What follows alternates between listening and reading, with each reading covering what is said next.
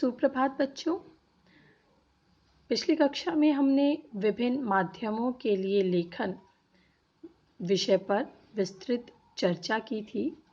आज की कक्षा में हम विभिन्न माध्यमों के लिए लेखन जो पाठ है उसके से संबंधित प्रश्न और उत्तर उनके ऊपर चर्चा करेंगे। सर्वप्रथम अभिव्यक्ति और माध्यम से जो प्रश्न पूछे जाते हैं उनके संदर्भ में थोड़ी सी जानकारी हम ले लेते हैं। अभिव्यक्ति और माध्यम में जो आपकी किताब है उसमें से एक एक अंक के 5 प्रश्न पूछे जाएंगे तथा सभी का उत्तर हमें संक्षेप में देना होगा। उत्तम अंक प्राप्त करने के लिए ध्यान देने योग्य बातें कुछ इस प्रकार हैं। अभिव्यक्ति और माध्यम से संबंधित प्रश्न विशेष रूप से तथ्यपरक होते हैं, अतः उत्तर लिखते समय सही तथ्यों को ध्यान में रखें। अर्थात जो भी प्रश्न पूछे जाते हैं वो तथ्यों पर आधारित होते हैं, इसलिए आपको जानकारी होनी चाहिए कि उस प्रश्न से संबंधित तथ्य क्या है। दूसरा जो बिंदु है, उत्तर बिंदुवार लिखें, मुख्य बिंदु को सबसे पहले लिखें। चूंकि बहुत अति लघुत्तरात्मक प्रश्नोत्तर होते हैं, इसलिए जो मुख्य बिंदु है उसे सबसे पहले लिखा जाता है। शुद्ध वर्तनी का ध्यान रखें। लेख साफ सुथरा एवं पठनीय होना चाहिए। उत्तर में अनावश्यक बातें न लिखें कि जो मुख्य बातें हैं वो हम लिख नहीं रहे हैं और अनावश्यक बातों को उसमें लिख रहे हैं तो 1 नंबर के प्रश्न में जो है हमें नंबर नहीं मिलते हैं। तो इस बात का ध्यान रखें, जो कुछ पूछा जा रहा है उसे वैसे ही उसी तथ्य के अनुसार बताया जाए। निबंधात्मक प्रश्नों में क्रमबद्धता तथा विषय के पूर्वापर संबंध का ध्यान रखें। तथ्यों तथा विचारों की पुनरावृत्ति ना करें। निबंधात्मक प्रश्न जैसे कि 5-5 नंबर के जो आलेख फीचर आते हैं इस किताब से संबंधित, उनमें भी तथ्यों का ध्यान रखना चाहिए। जो पहले बात हम कर चुके हैं उससे संबंधित बातें होनी चाहिए, अपने विचारों की अभिव्यक्ति होनी चाहिए और एक ही बात को बार बार ना लिखें, अर्थात पुनरावृत्ति उसकी नहीं की जानी चाहिए, अन्यथा जो उत्तर है वो नीरस हो जाएगा। तो आइए पाठ से संबंधित प्रश्न और उत्तर पर हम चर्चा करते हैं। विभिन्न माध्यमों के लिए लेखन। पहला माध्यम प्रिंट माध्यम, जिसे मुद्रित माध्यम भी कहते हैं। पहला प्रश्न है, प्रिंट मीडिया से क्या आशय है? छपाई वाले संचार को प्रिंट मीडिया कहते हैं। इसे मुद्रण माध्यम भी कहा जाता है। समाचार पत्र, पत्रिकाएं, पुस्तकें आदि इसके प्रमुख रूप हैं। जो भी चीज़ हमें प्रिंटेड मिलती है, जो छपी हुई चीज़ हमें मिलती है, चाहे वो पत्रिकाएं हैं, चाहे वो पुस्तक है, चाहे वो समाचार पत्र है या साप्ताहिक पत्र है, वो सारी की सारी चीज़ें जो हैं वो प्रिंट मीडिया के अंतर्गत आती हैं, इसलिए इन्हें हम प्रिंट मीडिया कहते हैं। अगला प्रश्न आप तक आता है, जनसंचार के आधुनिक माध्यमों में सबसे पुराना माध्यम कौन सा है? इसकी चर्चा हम कर चुके हैं पहले ही। जनसंचार के आधुनिक माध्यमों में सबसे पुराना माध्यम प्रिंट माध्यम है, क्योंकि इसी की शुरुआत सबसे पहले हुई।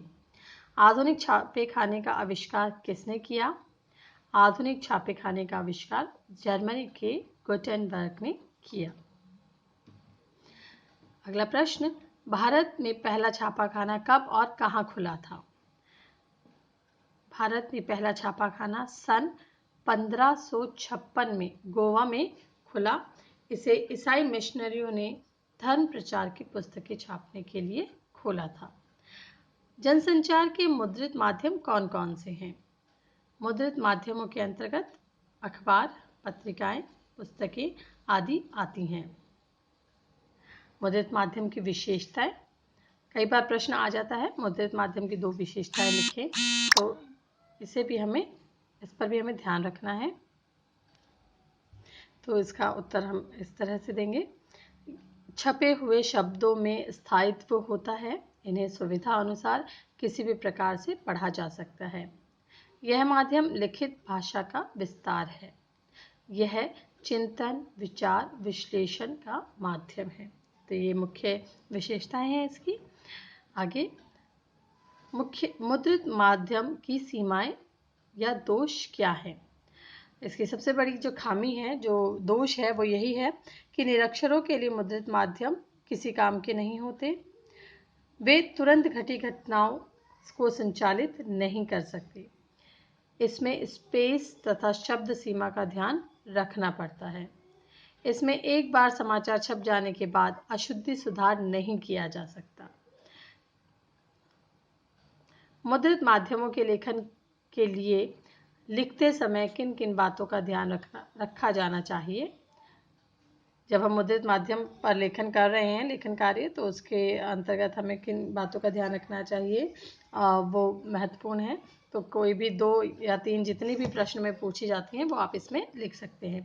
पहली है जैसे भाषागत शुद्धता का ध्यान रखा जाना चाहिए, प्रचलित भाषा का प्रयोग किया जाए, समय, शब्द व स्थान की सीमा का ध्यान रखा जाना चाहिए। लेखन में तारतम्यता एवं सहज प्रभाव होना चाहिए। तारतम्यता का मतलब है कि जो रिपोर्ट है, जो समाचार है, वो आपस में जुड़े हुए होने चाहिए। कहीं पर भी हमें ऐसा नहीं लगना चाहिए कि यहाँ पर समाचार जो है ब्रेक हो रहा है या टूट रहा है। अभी हमने प्रिंट माध्यम से संबंधित प्रश्नोत्तर किए। आइए अब रेडियो से संबंधित जो है प्रश्नोत्तर हम करते हैं।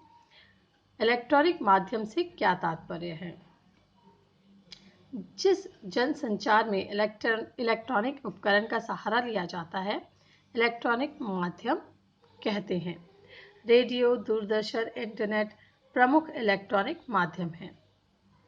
ऑल इंडिया रेडियो की विधिवत स्थापना कब हुई। ऑल इंडिया रेडियो की स्थापना सन 1936 में हुई। एफएम रेडियो की शुरुआत कब से हुई। एफएम यानी कि फ्रीक्वेंसी मॉड्यूलेशन रेडियो की शुरुआत सन 1993 में हुई। रेडियो किस प्रकार का माध्यम है। रेडियो एक इलेक्ट्रॉनिक श्रव्य माध्यम है। इसमें शब्द एवं आवाज का महत्व होता है। यह एक रेखीय माध्यम है। एक रेखीय माध्यम से तात्पर्य हमारा है कि एक तरफा ही इसमें बातचीत होती है, या हम ये कह सकते हैं कि रेडियो में जो समाचार वाचक है वे केवल वाचन करता रहता है और जो श्रोता वर्ग है वो केवल उस वाचन को सुनते हैं। तो ये एक रेखीय जो है एक रेखीय माध्यम कहलाता है। अगला प्रश्न आता है, रेडियो समाचार किस शैली पर आधारित होते हैं। रेडियो समाचार की संरचना उल्टा पिरामिड शैली पर आधारित होती है। समाचार की संरचना चाहे फिर वो रेडियो पर है चाहे वो दूरदर्शन पर है, वो उल्टा पिरामिड शैली पर ही आधारित होती है। चलिए अब आगे बढ़ते हैं। उल्टा पिरामिड शैली क्या है। उल्टा पिरामिड शैली क्या है। यह कितने भागों में बटी होती है, जिसमें तथ्यों को महत्व के क्रम से प्रस्तुत किया जाता है। सर्वप्रथम सबसे ज्यादा महत्वपूर्ण तथ्य को तथा उसके उपरांत महत्व की दृष्टि से घटते क्रम में तथ्यों को रखा जाता है, उसे उल्टा पिरामिड शैली कहते हैं। उल्टा पिरामिड शैली में समाचार को 3 भागों में विभाजित किया जाता है, इंट्रो, बॉडी और समापन। तो उल्टा पिरामिड शैली क्या है ये आपको स्पष्ट हो गया है कि जो सबसे ज़्यादा महत्वपूर्ण खबर है वो सबसे पहले रेडियो या टेलीविज़न या इंटरनेट पर हमें बता दी जाती है, और जैसे जैसे समाचार जो आ रहे हैं या जो खबरें आ रही हैं उनका जितना महत्व है, अर्थात बहुत ज़्यादा महत्वपूर्ण है उससे सबसे पहले, फिर उससे थोड़ी कम महत्वपूर्ण को उसके बाद, उससे कम महत्वपूर्ण को उसके बाद, अर्थात महत्व के अनुसार घटते क्रम में उसे हम प्रस्तुत करते हैं। तो इंट्रो में महत्वपूर्ण खबर आ जाती है, बॉडी में पूरी डिटेल आ जाती है और समापन में जो छुटपुट गौण खबरें जो उसके साथ जुड़ी हुई हैं उनका उल्लेख हम करते हैं। रेडियो समाचार लेखन में के लिए किन किन बुनियादी बातों का ध्यान दिया जाना चाहिए, इस पर हमने बहुत विस्तार से चर्चा की थी कल। समाचार वाचन के लिए तैयार की गई कॉपी साफ सुथरी टाइप्ड कॉपी हो, कि साफ सुथरी कॉपी होनी चाहिए, कोई काट छाट या ओवर राइटिंग उस पर नहीं होनी चाहिए। दूसरा, कॉपी को ट्रिपल स्पेस में टाइप किया जाना चाहिए। ट्रिपल स्पेस मतलब 3 बार स्पेस बटन को दबाया जाए ताकि उसके बीच में 3 स्पेस या स्पेस जो है काफ़ी छूट जाए। तो कॉपी ट्रिपल स्पेस में टाइप की जानी चाहिए। पर्याप्त हाशिया छोड़ा जाना चाहिए। हाशिया मतलब जो साइड के मार्जिन्स होते हैं उनकी बात की जा रही है। अंकों को लिखने में सावधानी रखनी चाहिए। अंक जैसा कि कल बताया गया था कि अगर हम 999 लिख रहे हैं तो 999 शब्द अंक नहीं लिखेंगे, हम वहाँ पर शब्दों में लिखेंगे 999। ठीक है, इसलिए अंकों का ध्यान रखा जाना चाहिए। और संक्षिप्ताक्षरों के प्रयोग से बचा जाना चाहिए। संक्षिप्ताक्षरों का प्रयोग जो है इसमें कम नहीं करना चाहिए, नहीं तो जो टेलीफोन ये जो समाचार वाचक है वो अटक सकता है, वो उसे समझ नहीं आएगा कि वो किस तरीके से वाचन करे। चलिए, ये तो हुई रेडियो की बात। अब हम आते हैं दूरदर्शन पर। टेलीविज़न या दूरदर्शन। दूरदर्शन जनसंचार का किस प्रकार का माध्यम है? दूरदर्शन जनसंचार का सबसे लोकप्रिय व सशक्त माध्यम है।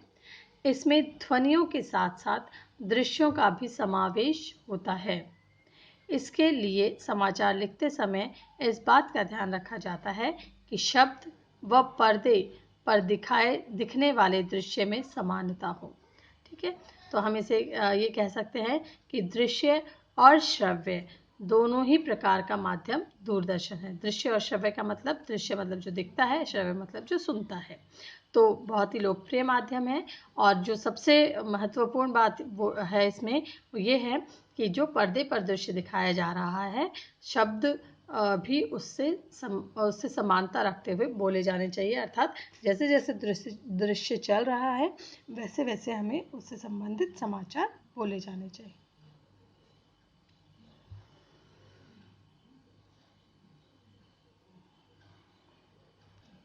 अगला प्रश्न है, भारत में टेलीविज़न का आरंभ और विकास किस प्रकार हुआ? भारत में टेलीविज़न का प्रारंभ 15 सितंबर 1959 को हुआ। यूनेस्को की एक शैक्षिक परियोजना के अंतर्गत दिल्ली के आसपास के एक गांव में 2 टीवी सेट लगाए गए जिन्हें 200 लोगों ने देखा।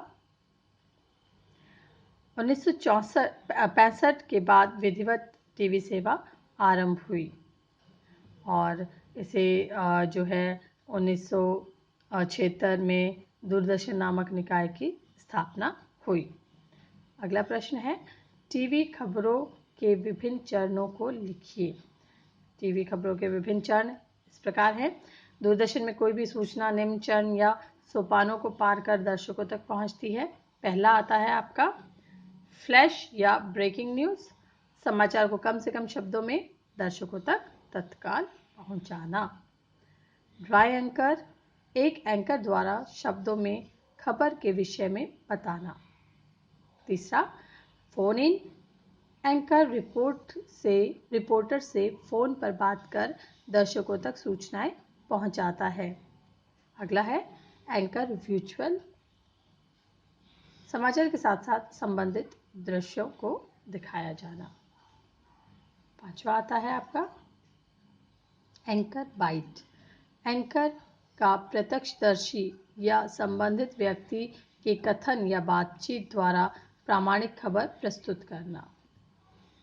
लाइव, घटनास्थल से खबर का सीधा प्रसारण।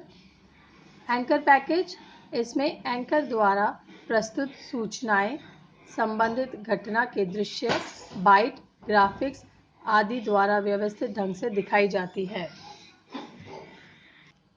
चलिए, ये तो हुई दूरदर्शन पर हम समाचार किस तरह प्रकाशित करते हैं और उसके चरण क्या है।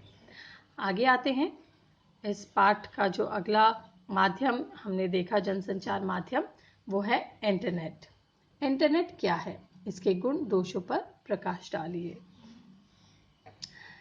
इंटरनेट विश्वव्यापी अंतरजाल है। यह जनसंचार का सबसे नवीन व लोकप्रिय माध्यम है। इसमें जनसंचार के सभी माध्यमों के गुण समाहित हैं। यह जहां सूचना, मनोरंजन, ज्ञान और व्यक्तिगत एवं सार्वजनिक संवादों के आदान प्रदान के लिए श्रेष्ठ माध्यम है, वहीं अश्लीलता, दुष्प्रचार व गंदगी फैलाने का भी जरिया है। अतः इसे हमें संभल कर प्रयोग करना चाहिए। इसके दुरुपयोगों से भी हमें पूर्ण रूप से सचेत रहना चाहिए।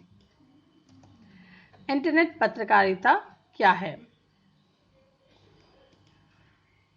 इंटरनेट विश्वव्यापी अंतर्जाल पर समाचारों का प्रकाशन या आदान प्रदान इंटरनेट पत्रकारिता कहलाता है।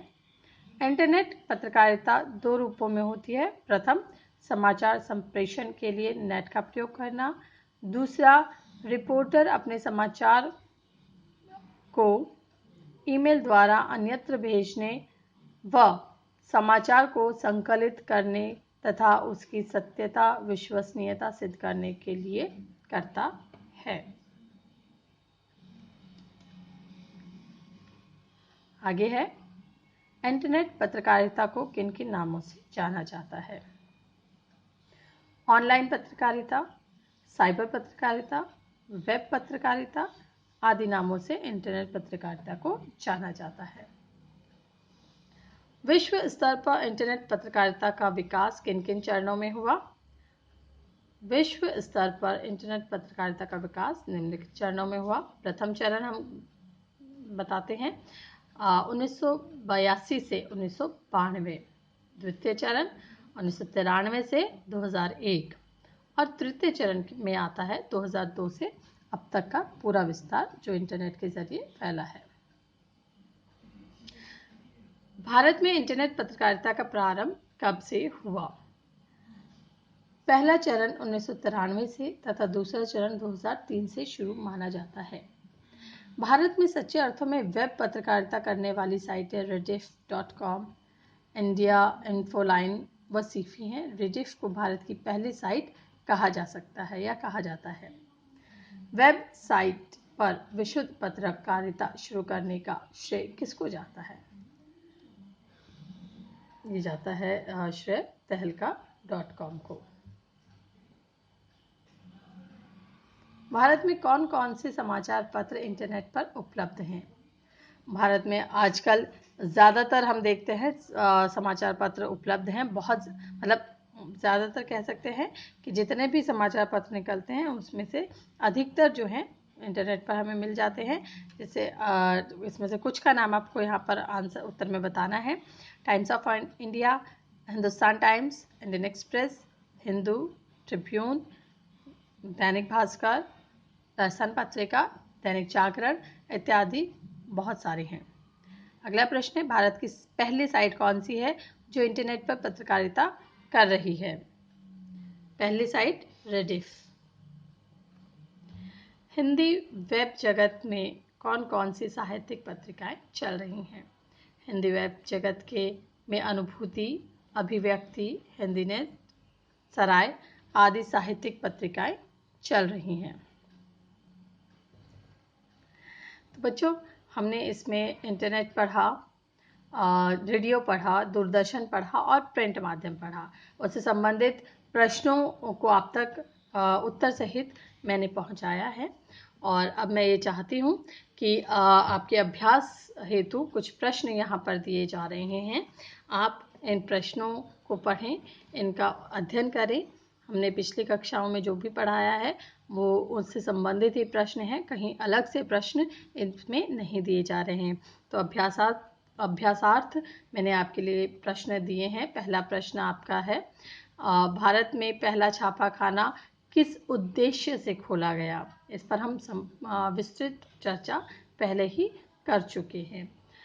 दूसरा जो प्रश्न है आपका, गुटेनबर्ग को किस क्षेत्र में योगदान के लिए याद किया जाता है? तीसरा, रेडियो समाचार किस शैली में लिखे जाते हैं? चौथा है, रेडियो तथा टेलीविज़न माध्यमों में मुख्य अंतर क्या है? कि रेडियो पे प्रसारित होने वाले समाचार और टेलीविज़न माध्यम से प्रसारित होने वाले जो समाचार हैं उनके अंदर मुख्य अंतर क्या होता है। कम से कम दो अंतर आप लिखें। एंकर बाइट क्या है, ये भी हमने चर्चा की थी कि जो समाचार के विभिन्न चरणों हैं उनमें से एक एंकर बाइट भी है, तो इसकी परिभाषा आपको लिखनी है। समाचार को संकलित करने वाला व्यक्ति क्या कहलाता है। ध्यान से पढ़िए। समाचार को संकलित करना मतलब एकत्रित करना वाले व्यक्ति को क्या कहा जाता है। अगला है नेट साउंड किसे कहते हैं। नेट साउंड किसे कहते हैं। और इसके आगे है ब्रेकिंग न्यूज से आप क्या समझते हैं। ब्रेकिंग न्यूज से आप क्या समझते हैं। नेट साउंड किसे कहते हैं, ब्रेकिंग न्यूज से आप क्या समझते हैं। बच्चों, ये जो भी प्रश्न दिए गए हैं इन्हें आपको इन सभी प्रश्नों से संबंधित चर्चा आपके साथ पिछली कक्षाओं में की जा चुकी है, इसलिए आप कोशिश करें कि जहां तक हो सके जो भी मुख्य जो चीज़ है उसी को हम इसमें बताएं। तो आज के लिए इतना ही। विभिन्न माध्यमों के लिए लेखन जो पाठ हमारे अभिव्यक्ति माध्यम जो किताब है उसका तीसरा पाठ है जो कि कक्षा 12वीं के लिए निर्धारित है। वो आज हमारा यहाँ पर पूरा हुआ। अब हम अगली कक्षा में एक नए पाठ या किसी कविता के साथ प्रस्तुत होंगे। तब तक के लिए घर पर रहें, सुरक्षित रहें। धन्यवाद।